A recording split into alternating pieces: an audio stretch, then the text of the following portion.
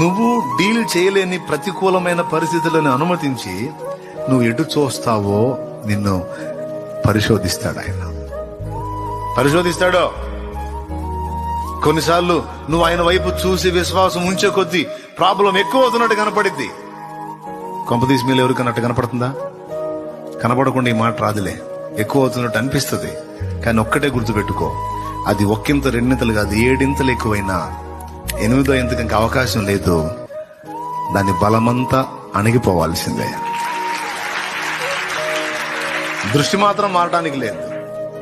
పరీక్ష ఎదురైతే నువ్వు ఎంతన్నా ఒత్తిడి చేసుకో, ఎక్కువ చేసుకో దేవా, నాకు తెలీదు, నీ సెలవు లేకుండా ఏది జరగదు, నీకే అప్పచెప్పా, నేను నిన్నే నమ్మా.